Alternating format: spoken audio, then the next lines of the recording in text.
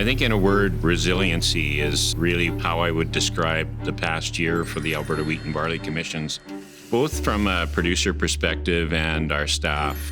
We started out with the harvest from hell in the fall of 2019, including a rail strike, including terrible weather to get our crops to market, and then we had a rail blockade.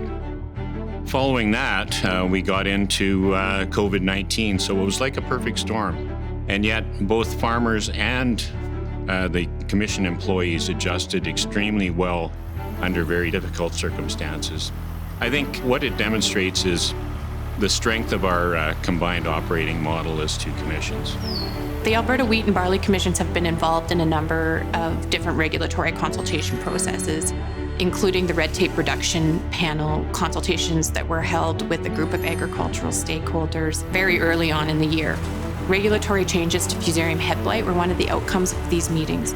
The Alberta Wheat and Barley Commissions had brought this issue to the attention of the government from day one, since it was a resolution that was brought forward at the Alberta Wheat 2017 AGM. As such, this year we launched a new website, managedfhb.ca, which is meant to serve as a portal for all things fusarium management in the province and a guide for farmers. In November of 2019, the Alberta Wheat Commission again collaborated with Cereals Canada to go internationally and promote the new wheat crop. There were some concerns from international buyers given the difficulty of the 2019 harvest, and it was essential that farmers were there able to answer to questions directly from our international buyers about potential quality concerns. Our members were able to reassure those concerns and to continue to promote Canadian wheat as a safe, high-quality crop. Due to travel restrictions in 2020, the new crop missions will be moving to an online format. However, this gives us the opportunity for increased transparency to farmers. We encourage all farmers to join the November 24th new crop mission online. Very quickly after COVID-19 became apparent and the lockdown and the closure of offices, we were able to adapt to a new environment, both in terms of our regular staff meetings and our board meetings. That's not necessarily unique to us, but we certainly found new ways to communicate and communicate efficiently and effectively. We were very determined to maintain an open line of communication, both within our staff group and also with all of the producers that we represent amongst the two commissions. So that happened very quickly, thanks to our IT team and some good planning, but it helped us overcome some of the sheer distance, for example, because we're representing farmers from the Canada-US border up to the Peace River region. So the ability to stay in touch was really important to us.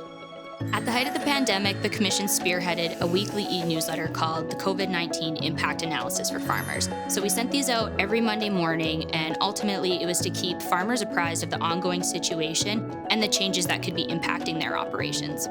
The weekly newsletter consisted of updates on provincial and federal government relief programs, PPE shortages, and also market updates on farmers' commodities.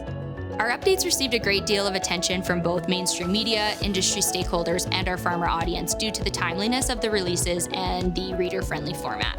Make sure you don't miss any other commission updates. Go to our websites at albertawheat.com or albertabarley.com and click subscribe. This past year saw a federal election. Our policy team worked to inform farmers of the agricultural platforms of all of the key parties. We worked to make sure that all of the parties and the candidates were well informed of the key priorities of Western Canadian farmers. We have successfully seeded and harvested a very large crop in Alberta. The farmers have proven their ability to adapt, and I think it also inspired our staff to really take the extra effort to make services available to farmers throughout the growing season, and we've done that. When you see the farmers making those adjustments in their operations, it's pretty easy for the staff to get motivated to also step up, and I think we've done that in spades. The 2019 harvest was extremely difficult for grain transportation. Delays in the harvest itself were followed by union issues that added further delays, followed by the protests, which disrupted significant amount of the rail system. The commissions responded to the growing grain backlog through public awareness, through media, and advocacy through government. So along with our sister commissions in Saskatchewan and Manitoba, under the banner of the Canadian Wheat Research Coalition and the Canadian Barley Research Coalition, we finalized 4 core breeding agreements with Agriculture and Agri-Food Canada and the University of Saskatchewan. Further negotiations are ongoing with the Universities of Alberta and the University of Manitoba. In March of 2020, Results-Driven Agriculture Research, otherwise known as ARDAR, was formed as an arm's-length funder from the provincial government. Going into the spring season, we recognized that we needed to develop new tools to communicate with farmers, and that in the main they would be virtual tools. We developed the in-the-field webinars, for example, to get timely information out to farmers during the growing season. That worked extremely well. We adapted the Malt Academy, which is a training program that we operate for farmers to better understand markets, and we went virtual with that. As we got further into the growing season, we recognized the potential to also move back into the live in-person events. So we did some of that during the course of this year. We're very proud of that. This year, our events team helped the extension team put on 2 in-person field days, Lacombe Field Day and Wheatstock.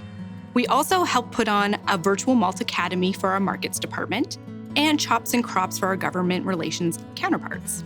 The Alberta Wheat Commission received a CAP grant to produce the crop protection guide for Alberta with our partners, Alberta Barley, Alberta Pulse, and Alberta Canola. The crop protection guide, or the Blue Book, will be released at the same time, in the same format, and have the same valuable information that farmers and agronomists have come to expect. Both Alberta Barley and Alberta Wheat provide funding for applied research associations across Alberta.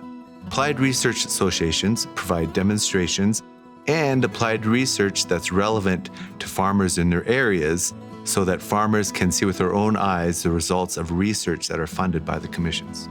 Our agronomy extension platform really excelled this year, as we were able to offer digital content, including webinars, newsletters, and podcasts, in a year when extension programming was really limited in this space. I can't wait to see how our Growing Point platform is going to grow in future years. And hopefully we're able to highlight some of our new programming, including Plot to Farm, which is a program that brings small plot scale research to our producers' farms, as well as 2 new production manuals for both wheat and barley.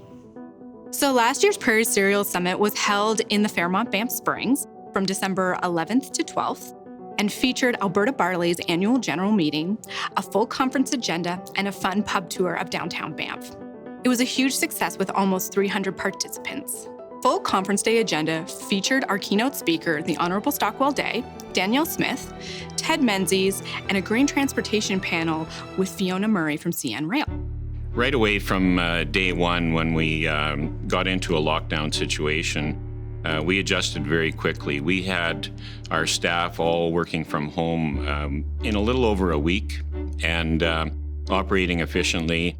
That was a big win for us in terms of being able to serve our farmers in terms of monitoring the impact of COVID-19, and also to make representations to government on the things that were priorities on our list, one of which was declaring agriculture as an essential service. We have conducted an extensive process that started back in November 2018 to review the strategic priorities, the Alberta Wheat Commission operating plan, and the key objectives, while keeping in mind that we continue to provide ultimate value to our stakeholders. We have developed a strategic framework that comes with internal controls to continue to evaluate, assess, and monitor the performance of all initiatives that we invest into on behalf of our stakeholders. Farm Cash had to develop a plan in order to meet the transitional needs due to COVID-19, in order to meet the emerging needs of our producers and releasing the advances within 3 to 5 business days. Grains West provided a COVID-19 farm diary in which farmer and seed grower Sarah Hoffman wrote a 4-part series on how the pandemic was affecting her farming operation. 3 key feature stories were written, the first of which, COVID-19 and the grain flow. This was the port perspective and how grain flow shipments were affected in the Port of Vancouver. It's never like this, how Canadian pasta operations ramped up to meet the needs of a pandemic. PPE, MIA, the scarcity of protective equipment for farmers. Now, Companion Piece podcast was also produced to cover this important subject matter.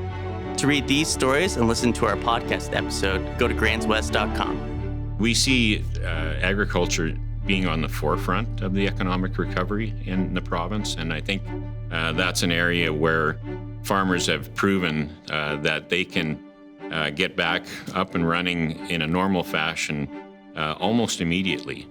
When you think of what they went through in terms of the 2019 harvest from L, there were some farmers still harvesting crops in April and May of this year, and yet they still managed to pull off an excellent crop, and that economic activity filters throughout the rural economy.